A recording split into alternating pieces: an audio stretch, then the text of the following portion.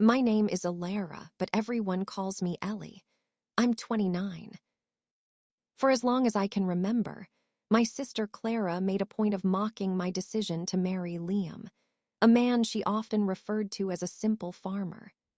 She, on the other hand, lived a life she considered flawless with her husband Marcus, a high-flying finance executive she lauded as a monetary wizard. Their existence, a whirlwind of high-rise condos and spontaneous trips to Europe, was designed to make our quiet farmhouse feel like a relic from a bygone era. At least, that's how they saw it. But life has a peculiar way of flipping the script. When their meticulously constructed world of wealth finally crumbled, our humble farm suddenly became their last beacon of hope. Growing up, Clara, who was 3 years older than me, had an insatiable need to be the best at everything. Every small part of our lives became a battlefield for her, from grades and social status to even the affection of our parents.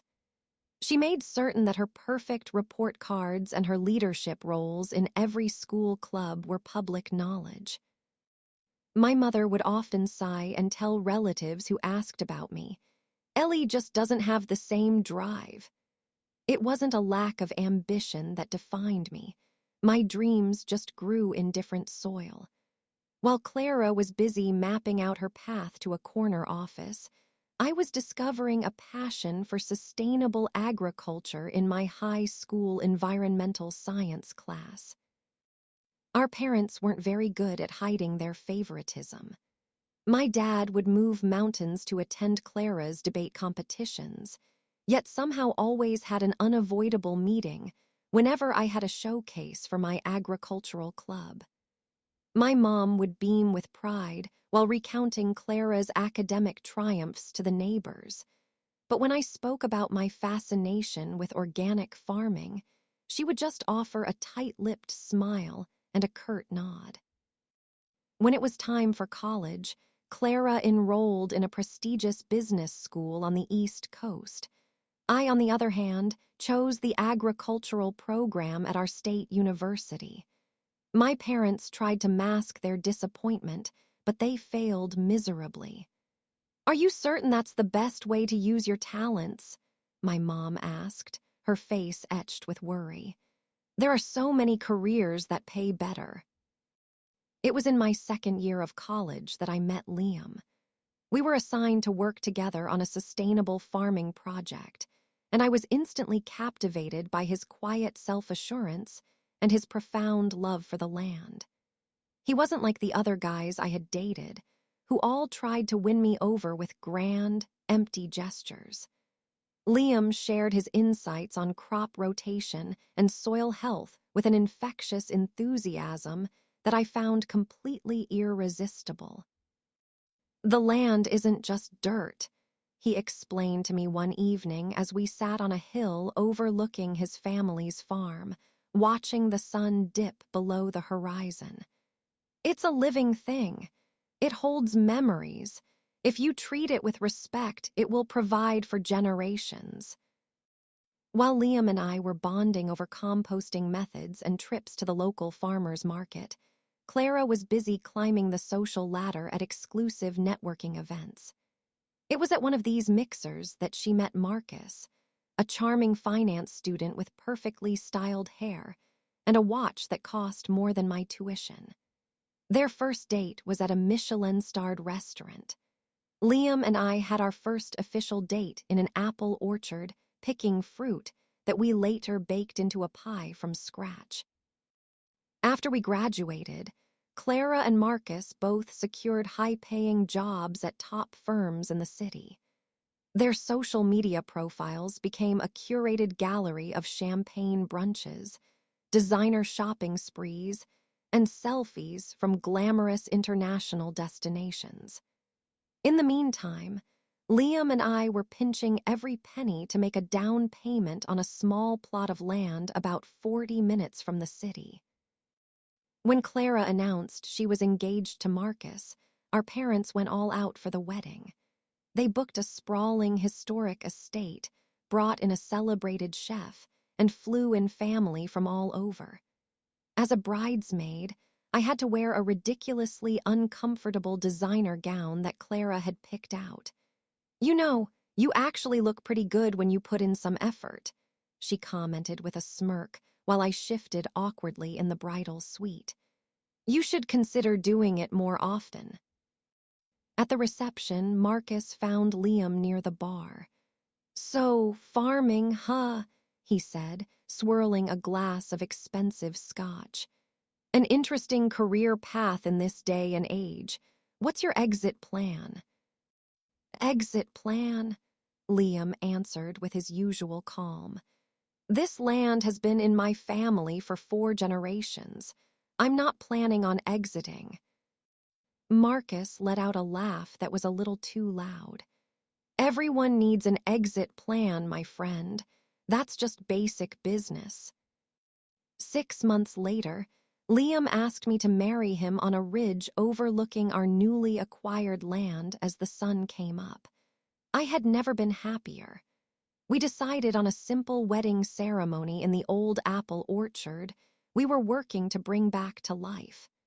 My parents gave us a fraction of what they had spent on Clara's wedding, describing our choices as charmingly rustic, which was their polite code for cheap.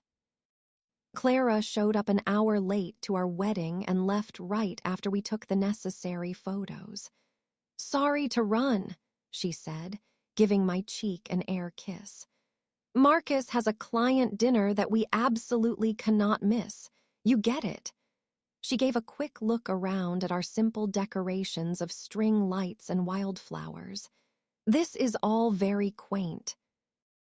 As Liam and I danced under the open sky that night, surrounded by friends who truly loved us, I knew that even though my family clearly favored Clara's life, I had discovered something genuine, something built to last.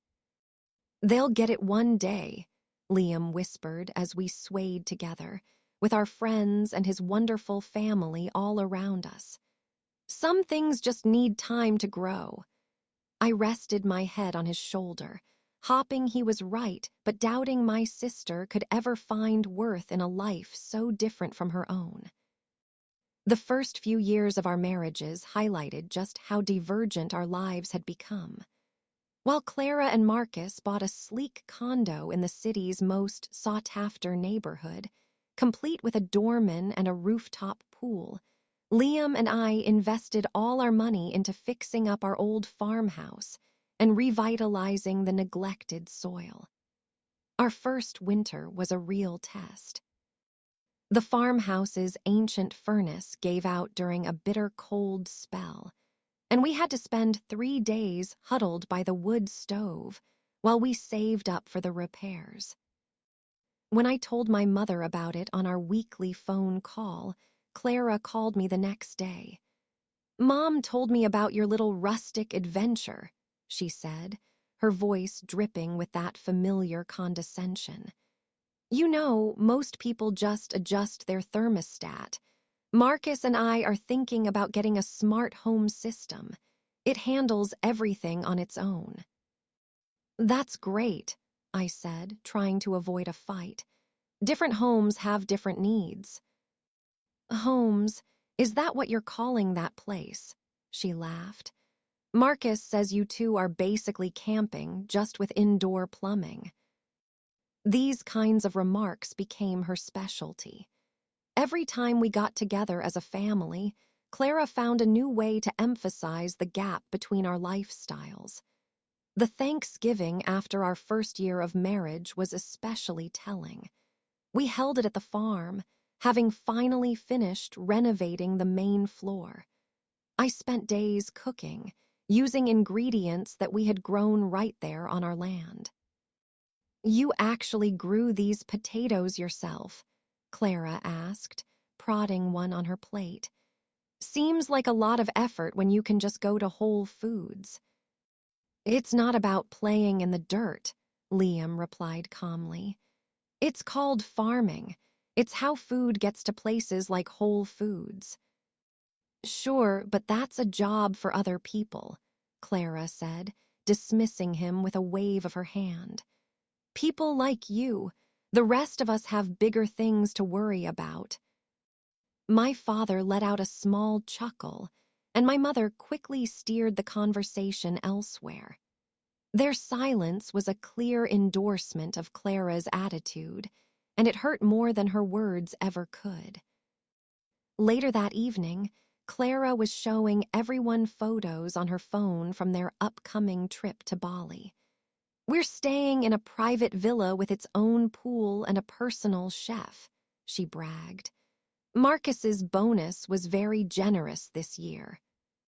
"That sounds amazing, dear," my mother cooed, as my father nodded in agreement. When no one bothered to ask about our plans, Liam mentioned we were excited about expanding the farmers' market in the spring. "How adorable," Clara said. "Your little vegetable stand." "It's actually a major business expansion," I retorted, feeling my defenses rise. "We've been contacted by several restaurants that want to create farm-to-table partnerships." "Listen to Ellie pretending to be a businesswoman," Clara said with a patronizing smile.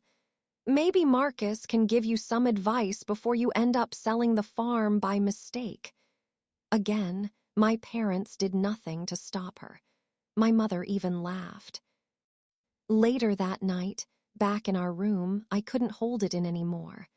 Why do they let her treat us like that? Why can't they see how hard we're working? Liam pulled me close. "They only understand the kind of success they can see right away, things they can boast about to their friends. What we're building here takes time, but it will have deeper roots." His unwavering belief in us was my strength, but the cycle continued. Clara's social media became a monument to her material wealth, with designer bags artfully placed in photos, announcements about new cars, and vacation videos from yachts in the Mediterranean. We, on the other hand, shared our smaller triumphs: our first successful honey harvest, the completion of our new greenhouse, and a glowing review of our produce from a well-known local chef. Clara would sometimes leave comments like, "Playing farmer seems so tiring," "Glad Marcus and I picked the easy life," or "What a cute hobby farm, so rustic." Even as our business started to build a solid reputation in our community, Clara always found a way to belittle our success. When a regional magazine did a feature on our sustainable farming methods, she sent me a text. "Congrats on the little article. Marcus was just featured in Business Insider. Different leagues, I suppose." As our third anniversary came around, we had grown enough to hire 2 part-time employees. The farm was finally turning a small profit, and our name was appearing on the menus of local restaurants. We had even started a community-supported agriculture program with 30 families. But when we shared this news at a family dinner, Marcus immediately offered his unsolicited advice. "You really need to diversify," he said, swirling an expensive bourbon. "Farming is too reliant on things you can't control. I could show you some investment strategies that would provide real security." "We are diversifying," Liam explained patiently. "We've started beekeeping, we're growing specialty mushrooms, and we're creating an educational program." Marcus laughed. "That's not real diversification. I'm talking about financial instruments that build actual wealth. This hobby farm is cute, but it's not a serious financial plan." "Not everyone measures success with their investment portfolio," I shot back. "That's exactly what people who don't have investment portfolios say," Clara quipped, and my parents chuckled along with her. Despite these painful moments, our farm kept growing. Liam's quiet determination and deep knowledge of agriculture, combined with my knack for marketing, was a winning formula. We were creating something that was sustainable, both for the environment and for our finances, even if my own family couldn't see it. 3 years into our respective marriages, the differences between our lives were more obvious than ever, but not in the way my family believed. Our farm had transformed from a small, struggling venture into a respected local enterprise. We had expanded to 60 acres through careful saving and a small, well-planned loan. Our farming methods, which included integrated pest management and organic practices, had earned us a special certification and allowed us to charge a premium for our products. We had built strong relationships with a dozen upscale restaurants that were proud to feature Willow Creek Farm on their menus. Our weekend farm stand had become so popular that we were building a permanent market to handle the crowds. We were even featured in the state agricultural journal and had won an award for sustainability. But none of this seemed to count as real success to Clara or my parents. For them, success was what Clara and Marcus put on display.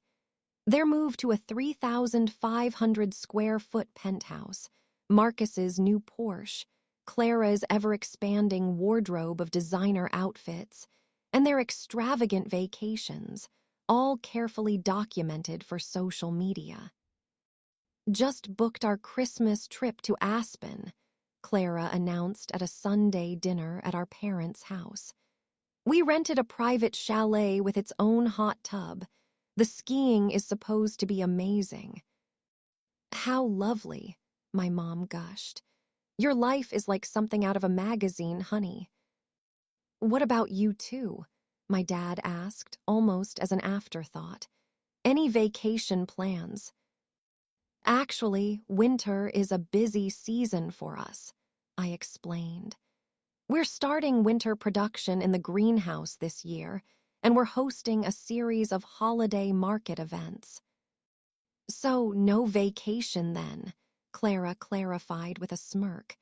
"Just more playing in the dirt." "The greenhouse isn't dirt, it's hydroponics," Liam started to explain, but Marcus interrupted him. "Speaking of investments, you should really talk to my guy about these emerging market funds.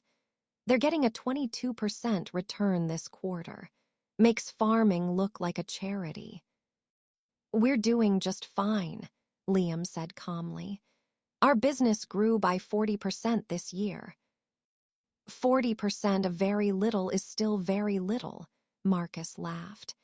"You need to think bigger, man." Clara nodded. "Seriously, Ellie, don't you ever miss having nice things? Remember how much you loved to shop before you became Farmer Jane." "I have everything I want," I replied, and I meant it. "And the business is doing much better than you think." "Right," Clara said, rolling her eyes. "Marcus made more on his last bonus than you'll make in 5 years of selling vegetables." But I saw something that day, something just beneath the shiny surface. While Clara was showing my mom pictures of their new furniture on her phone, I saw a notification pop up from her credit card company. Payment overdue. Clara swiped it away instantly, but I had already seen it. Later, as Marcus was lecturing my fascinated father about some complicated investment scheme, I picked up on a detail that made me nervous. "The key is leverage," he explained. "We're talking returns of 5 to 1, sometimes even 8 to 1 if you structure it right." Liam, who knew more about finances than anyone gave him credit for, asked quietly, "Isn't that an incredibly high-risk level of leverage?" A flash of annoyance crossed Marcus's face. "High risk, high reward. That's how you make real money. Not everyone has the guts for it. Or maybe not everyone thinks it's a smart move, Liam countered. Marcus's face turned red. Says the guy who bets his living on the weather. The conversation shifted, but I saw Marcus drinking more than usual, refilling his glass when he thought no one was looking.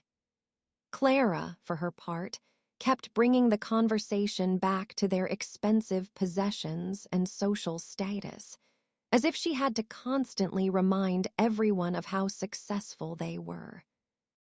That summer, we held a farm-to-table dinner that sold out within hours. Local chefs created a 5-course meal using only our produce, and our guests got a tour of the farm before dining under twinkling lights in the orchard. It was a magical and profitable evening. We invited my family, and to my shock, they all came. My parents seemed genuinely impressed by the elegant affair and the clear respect our farm had earned in the culinary world. Even Clara was quiet for a moment when the head chef of a Michelin-starred restaurant stood up and publicly thanked us for providing the best produce in the area. But the moment didn't last. "This is so cute," Clara said later, sipping wine from a local vineyard we had partnered with. "Like a fancy country fair, very on trend with that whole simple living thing. Marcus's company is doing a similar theme for their corporate retreat. They're calling it rustic luxury." As the evening came to a close, Liam took my father and Marcus to see our new processing facility. With the men gone, Clara started showing my mom pictures on her phone of a vacation home they were looking at in the Hamptons. "Marcus says it's a bargain at $1.7 million, she said. "We'd only be there on summer weekends, but it's all about the investment." "That's wonderful," my mom said. "You two have done so well."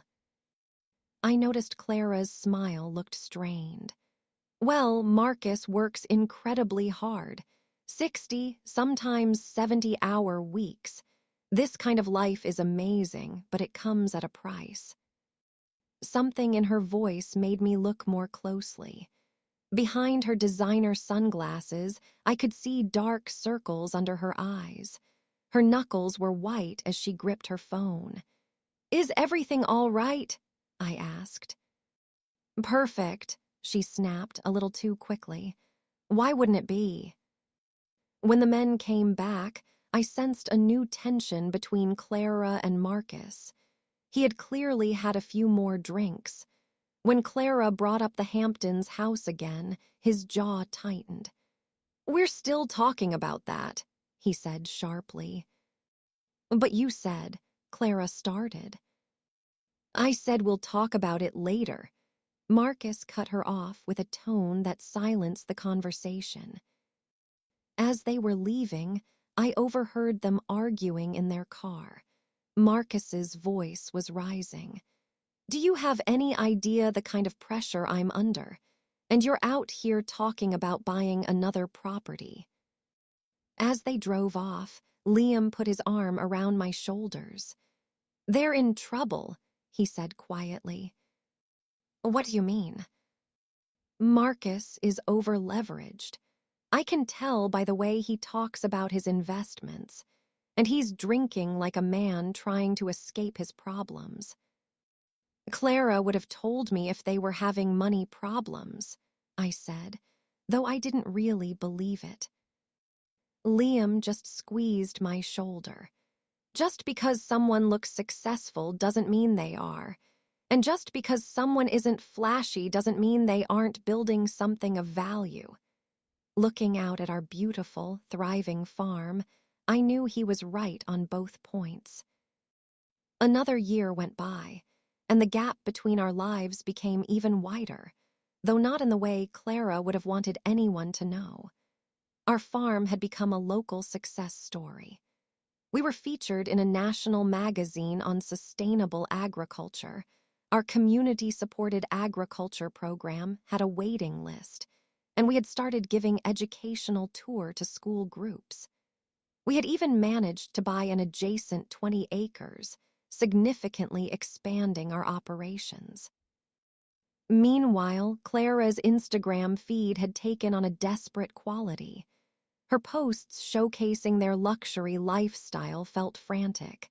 A designer watch for Marcus's birthday, a last-minute weekend trip to Paris, a new sports car just because. Each post seemed to get fewer likes, as if even her followers were getting tired of the constant show. When I called to check on her, her answers were short and evasive. "How's everything?" I'd ask. "Busy, so busy," she'd reply. "Marcus is working on a huge deal. It's a game changer. I can't really get into it." At our parents' Thanksgiving dinner that year, the cracks were too big to ignore. Clara and Marcus arrived an hour late and in separate cars. She said he came straight from the office. Marcus looked completely worn out, with deep circles under his eyes and a nervous tick in his jaw. He went straight to the bar and poured a double scotch before saying hello to anyone. Clara was dressed to the nines as always, but her cheerfulness felt forced as she described their upcoming Caribbean cruise. "We booked the owner's suite," she announced. "Private butler, personal hot tub, the whole 9 yards. Marcus deserves it after the quarter he's had." Marcus just snorted into his glass without saying a word. During dinner, my father, who was always impressed by Marcus's world of finance, asked about the market. "Everyone's saying a correction might be coming," Dad said. "What's your take?" Marcus laughed, but there was no humor in it. "A correction? That's a cute way to put it. When all the over-leveraged positions start to fall apart, it's not going to be a correction. It's going to be a bloodbath." "Marcus," Clara said sharply. "No business talk at the table, remember."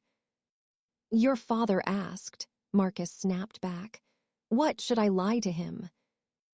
An awkward silence descended on the table. "So," my mother said brightly, "Clara mentioned you're looking at vacation homes in Vale." "Ask Clara about that," Marcus said, pouring himself another drink. "She's the one who's out shopping while Rome is burning." "He's just tired," Clara said with a strained smile. "This deal he's on is really intense." Later, while I was helping my mom with the dishes, Clara came into the kitchen and made sure we were alone. "Is everything okay with you and Marcus?" I asked, gently. Her defenses went up instantly. "Of course, why wouldn't it be? We're great." It just seemed like there was some tension. "Not all of us get to play farmer with our husbands all day," she shot back. "Marcus works in the real world with real stress. Sometimes he brings it home." "Liam and I work very hard," I said, feeling that old, familiar sting. "I'm sure you do," she said, patting my arm condescendingly.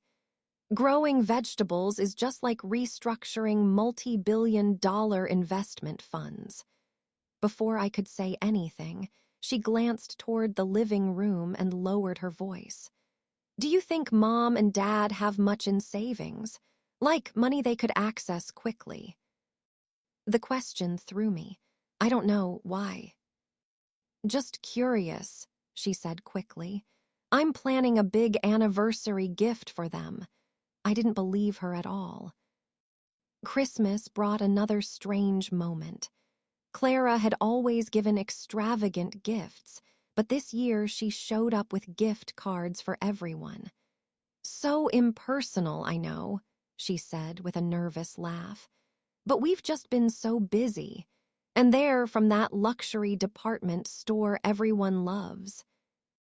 When Liam and I gave her a beautiful cutting board he had made from a fallen oak tree on our property, Along with a basket of our best products, I saw a crack in her composure. "This is actually really beautiful," she said softly, tracing the grain of the wood. "Liam made it," I said.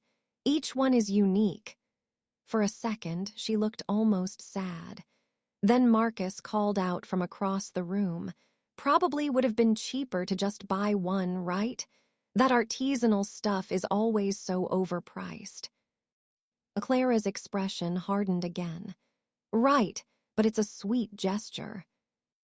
A month later, my phone rang close to midnight. It was Clara, and I could tell she'd been drinking. "Hey, little sis," she slurred. "What's the secret?" "What secret?" I asked, confused. "To being so damn happy all the time. You and Farmer John." "Liam," I corrected. "Whatever. You two with your stupid farm and your simple life. Why do you always seem so content? It's infuriating." I was shocked by the raw emotion in her voice. "Clara, are you okay? Is something wrong?" There was a long silence, and I thought she might actually open up to me. "Wrong. Nothing's wrong. Everything is perfect," she finally said, but her voice broke on the last word. "Marcus is a genius, remember? Everyone says so." "Clara, if you need." "Forget I called," she interrupted. "I had a little too much wine at the charity gala. We raised $2 million tonight, by the way, for kids or whales or something." She hung up, leaving me staring at my phone with a growing sense of dread. "Is everything all right?" Liam asked, rolling over in bed. "I'm not sure," I admitted. "That was Clara. She didn't sound like herself." Liam sat up. "You know, I've been following the financial news. There's a lot of instability in those high-risk investment sectors, the kind of things Marcus was always bragging about." "You think they're having money problems, Clara and Marcus?" "I think," Liam said carefully, "that people who build their lives on debt and speculation are always at risk when the markets turn. And the markets are turning right now." I thought about Clara's questions about our parents' savings, the gift cards, and the late-night call. Should I try to reach out, offer to help? Liam took my hand. "You can try, but she has to be willing to accept it. And that would mean admitting that she's not as successful as she's always pretended to be." Knowing my sister, that would be the hardest thing in the world for her to do. 6 months went by in an unsettling quiet from Clara. Her once constant social media feed had slowed to a trickle of old vacation photos and vague motivational quotes about weathering storms. When I called, she was always too busy to talk or strangely quiet. Our parents were confused, too. "Have you talked to your sister?" my mom asked during one of our calls. "She and Marcus canceled dinner with us twice.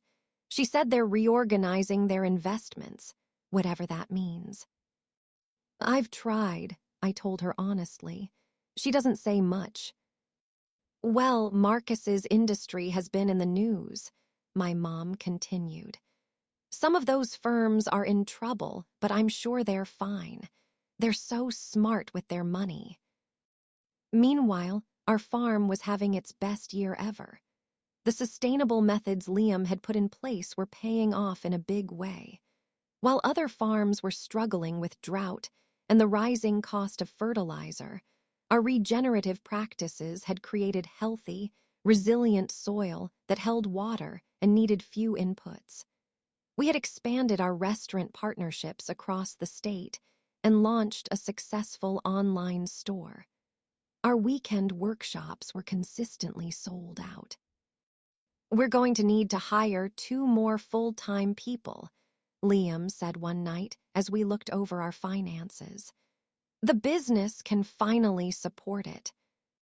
"It's incredible," I said, looking at our healthy profit margins.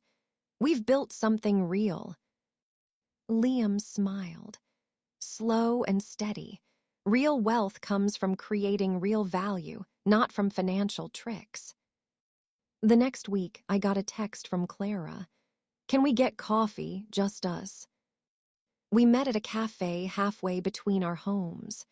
When Clara walked in, I almost didn't recognize her.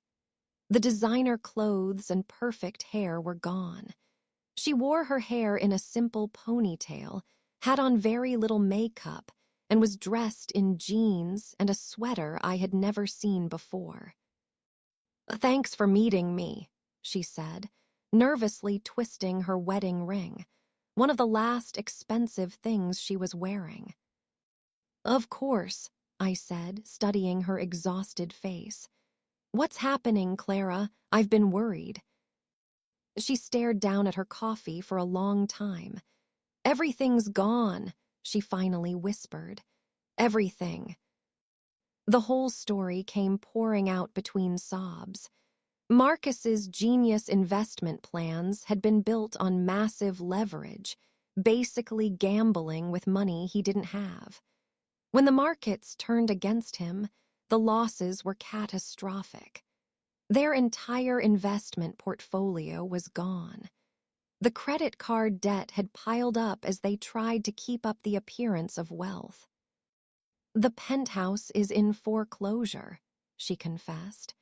"The cars are being repossessed next week, and Marcus's firm put him on leave while they investigate some of his trades."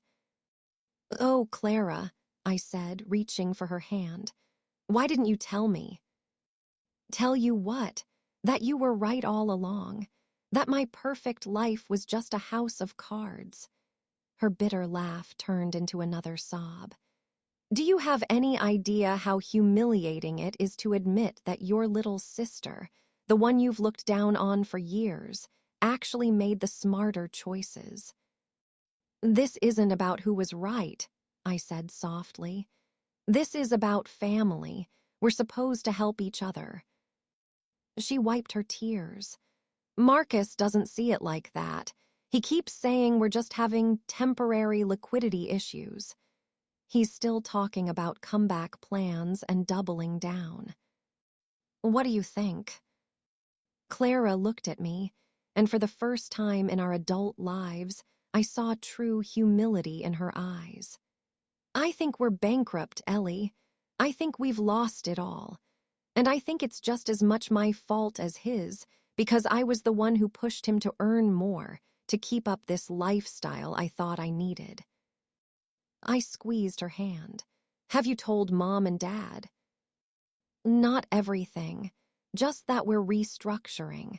Dad still thinks Marcus is a financial genius. The truth would crush him." "They have to know, Clara, especially if you need help." She nodded miserably. "Marcus is meeting with one last possible investor today. If that doesn't work out, we have nowhere else to go." That night, Liam and I talked late into the evening. "We could offer them the guest cottage," I suggested, "at least for a while." "We could," Liam agreed, "but they would have to understand that this is a working farm. Everyone works. No free rides." Clara might agree to that, but Marcus, I don't know if his ego could take it. Liam thought for a moment. People can change when they have no other options. Sometimes hitting rock bottom is the only thing that wakes them up. The next morning, Clara called me, crying.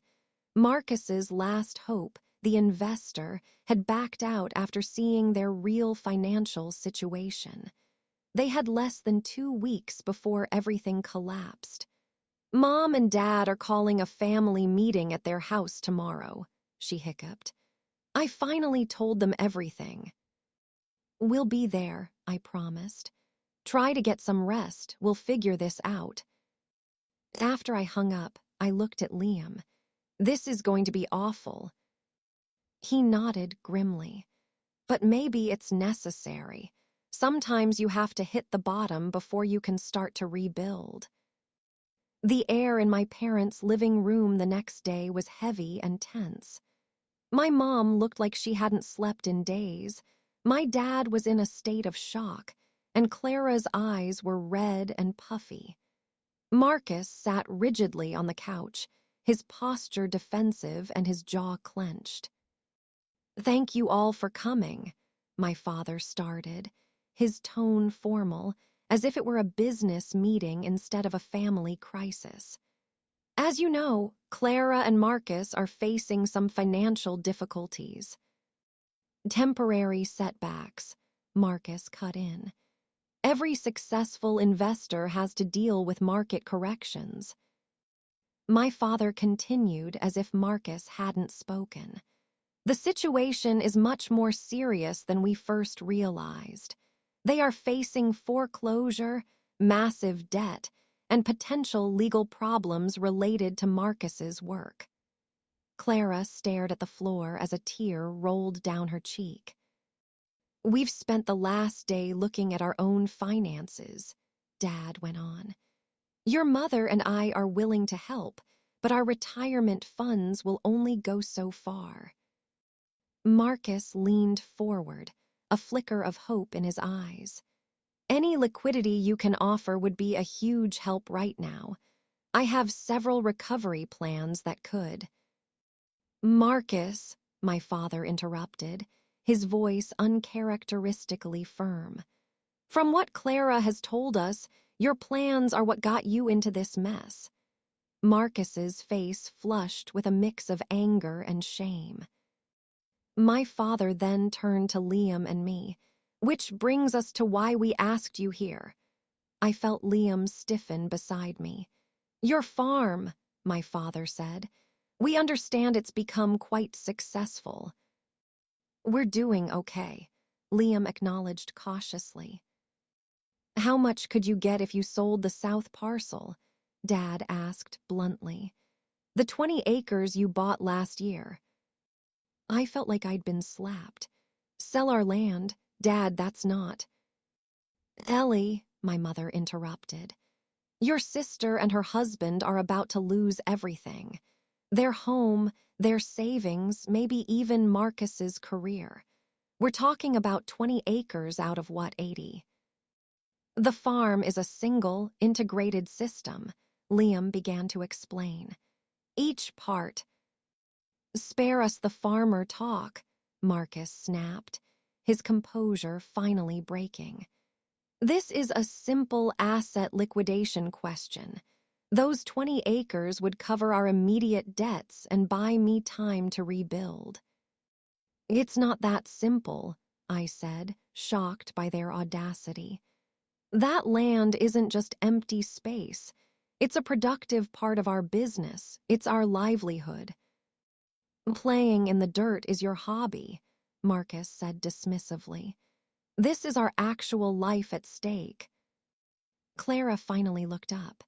"Ellie, please, we have nowhere else to go." "What about your designer clothes?" I asked, my anger rising.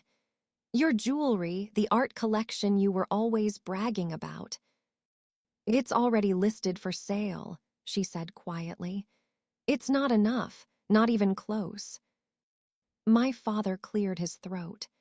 "Ellie, I know this is a lot to ask, but family helps family. Your sister would do the same for you." "Would she?" I challenged, years of resentment bubbling up. "Clara has spent years making fun of our choices, belittling our work, and treating us like we were beneath her. And now we're just supposed to tear down what we've built to save her." "That's not fair," my mother protested. "Isn't it?" I stood up, too upset to sit still.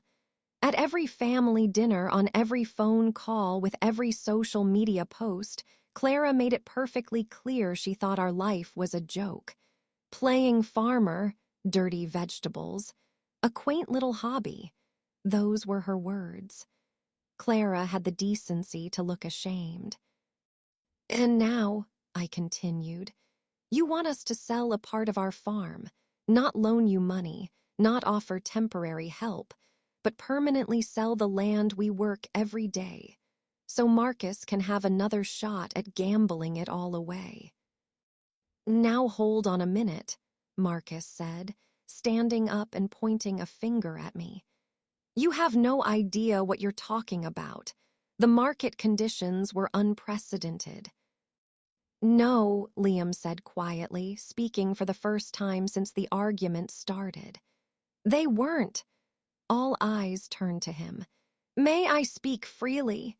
He asked, his calm voice a stark contrast to the room's emotional chaos. My father nodded, looking relieved by Liam's reasonable tone. Liam took a deep breath. First, about the request to sell our land. It's not an option, and I want to explain why. The room fell silent as Liam spoke, his voice steady and confident in a way my family had never heard before. Our farm is not a collection of separate pieces that can be sold off one by one, he explained. It's a complete ecosystem. The south parcel you're asking about holds our main water retention system, which irrigates the entire property. It has pollinator habitats that are essential for our fruit production. The crop rotation patterns across all our fields are what keep our soil healthy without needing chemical inputs. He leaned forward, looking at each of them in turn. Selling that land wouldn't just make us smaller, it would cripple the entire operation we've spent years building. Surely there are conventional ways to do those things, Marcus argued, though his voice lacked its earlier confidence. Yes, Liam nodded. We could switch to chemical fertilizers, pesticides, and municipal water. Our costs would triple. We'd lose our organic certification, and we'd become just another struggling farm instead of the profitable business we are now. My father frowned. Profitable? How profitable is this farm? Liam and I looked at each other, and he gave me a small nod. Last year, I said, our net profit was just under $400,000. The stunned silence in the room was almost comical. That's impossible, Marcus blurted out. Small farms don't make that kind of money. Conventional small farms often don't, Liam agreed. But we're not conventional. We have multiple streams of revenue, direct sales, restaurant partnerships, value-added products, and educational programs. And we do it all with very little debt and low overhead. 400,000, my mother repeated, her voice a whisper. And we're on track to grow by about 20% this year, I added. Those 20 acres you want us to sell are projected to generate another $100,000 in annual revenue once they're fully operational. My father looked completely bewildered. Why didn't you ever tell us you were doing this well? The question stung. We tried, Dad, for years, but no one wanted to hear about sustainable agriculture or regenerative business. You were all too busy admiring Clara and Marcus's penthouse and luxury cars. Tears were now streaming down Clara's face. I had no idea, she whispered. You never asked, I said simply. You just assumed our life was worth less than yours because it didn't look like what you valued. A heavy silence filled the room.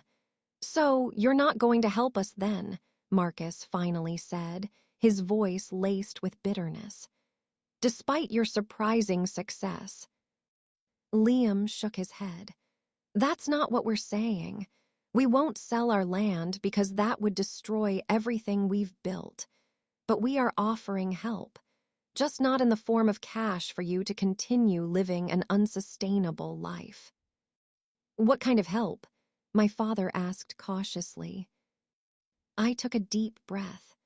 We have a guest cottage on our property. It's small, but it's comfortable. You're welcome to stay there while you figure things out. We're also hearing. We need help with the farm store, the online business, and work in the fields. You expect me to be a farmhand? Marcus looked at me as if I'd lost my mind. I expect you to contribute if you're living on our land, Liam said firmly. The jobs pay a fair wage. You'd be employees, not charity cases. It would give you a chance to rebuild from a solid foundation. Manual labor, Marcus scoffed. I have an MBA from Wharton. And look where that's gotten you, my father said suddenly, shocking everyone. He turned to Marcus with a stern expression I'd never seen before. You promised to take care of my daughter. Your fancy degrees and investment schemes have left her bankrupt and homeless. I think you should seriously consider their offer. Marcus's face turned beet red. This is absurd. There are other options. My network. Your network isn't taking your calls, Clara interrupted, her voice small but clear. You know that. She looked at me, her expression full of a humility I'd never seen. What would my job be? The mood in the room shifted. You have a marketing background, I said, a flicker of hope igniting. We could use your help with our online store, managing the farm market and organizing events. I could do that, she nodded slowly. Clara, you can't be serious, Marcus said, standing up. This is beneath us. Beneath us? Clara's voice grew sharp. We're about to be homeless, Marcus.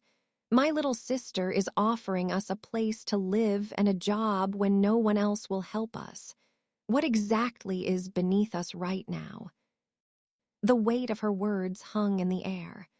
Farming teaches you that there's no shame in honest work, Liam said quietly to Marcus. Pride doesn't pay the bills, results do.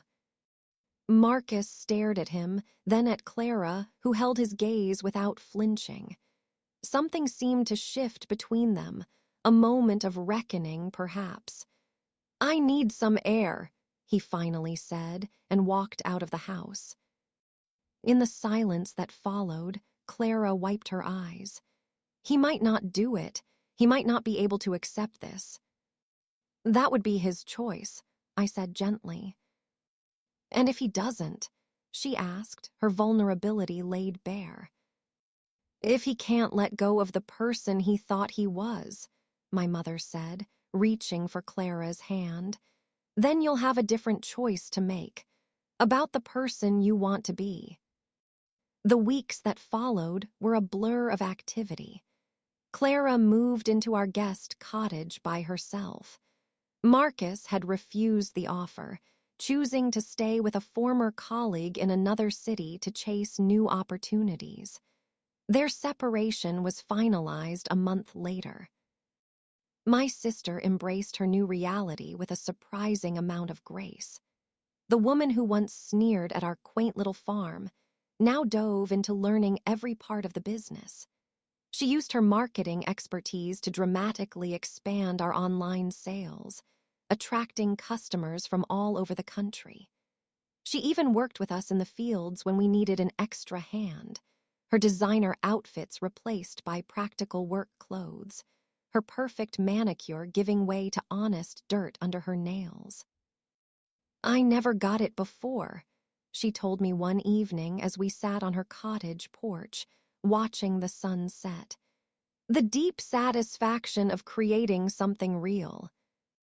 It's not always easy, I reminded her. Farming has its share of heartbreaks.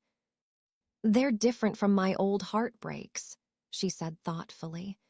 When a crop fails, you know you're dealing with nature, not with human greed and pride. My parents also began to change. They started visiting the farm regularly, with my father showing a real interest in our operations and my mother helping out in the farm's store on weekends. They apologized in their own quiet way for the years they had dismissed our life. "We were wrong," my father admitted one day while helping Liam fix a tractor. "Success looks different than I thought it did." A year after that tense family meeting, we held a harvest festival at the farm. Hundreds of people from the community came to celebrate. Clara had planned the entire event, coordinating with local vendors, organizing activities, and setting up a beautiful farm-to-table dinner. As evening fell and lanterns cast a warm glow over the tables in the orchard, Clara tapped her glass and stood up to speak. "A year ago, I thought I had lost everything," she said, her voice steady and clear. "My marriage, my home, my identity. What I didn't understand was that I had been measuring my life by the wrong standards all along." She gestured toward the bountiful tables, and the community gathered around them. "True wealth isn't what's in your bank account or what you own. It's in creating real value, in building relationships, in making something that lasts. My sister and brother-in-law knew this long before I did." She raised her glass to where Liam and I were sitting. "They gave me more than just a place to stay when I had nothing. They gave me a new way of seeing the world. For that, I will always be grateful." Later, as we were clearing plates together, I asked Clara if she ever regretted what happened with Marcus. She thought for a moment. "Sometimes. Mostly I regret that he couldn't let go of the illusion. He's still chasing the same dream, just in a different place now." "And you?" I asked. "Do you miss your old life?" Clara looked out at the farm, at the fields bathed in moonlight, the happy guests still lingering, and the small, solid cottage that was now her home. "I miss the certainty," she admitted. "The feeling that I knew exactly what success was, but I don't miss the emptiness, or the constant fear that it could all vanish in an instant, which it did." She gave me a genuine smile, one without the competitive edge that had defined our relationship for so long. "You chose the path with deeper roots, Ellie." It just took me losing everything to finally see how valuable that is. As we finished cleaning, guests came up to thank us for the wonderful evening. Many were regular customers, some were restaurant partners, and others were new friends Clara had made since coming to the farm. Every interaction was warm and genuine, a world away from the shallow networking events that had once filled her life. That night, Liam and I sat on our porch swing, his arm around me. "Did you ever imagine it would turn out like this?" I asked him. He chuckled softly. "Not exactly like this, but I always believed that if we built something real, its value would eventually be seen. True worth has a way of showing itself over time." "Like slow-growing trees," I murmured. "Exactly," he said, kissing my forehead. "The strongest ones take the longest to grow, but they can weather any storm." The next morning, I found Clara already in the farm store, setting up a new display for our products. She had created a line of urban-fused honey that was now our top seller. "I talked to Dad last night," she said as I came in. "He asked if I would help him start a little vegetable garden. Can you believe it?" I smiled. People can surprise you when they open their minds to new things. "That should be our new slogan," she laughed. "Speaking of which, I have some ideas for expanding our gift box program for the holidays." As she excitedly detailed her plans, I was amazed by her transformation. The sister who once mocked my life was now a vital part of it, using her own skills to make what we had built even stronger. The path hadn't been easy for any of us. It had been filled with painful realizations, difficult talks, and major adjustments. But in the end, the farm had done what it always does. It provided solid ground on which to build a new beginning.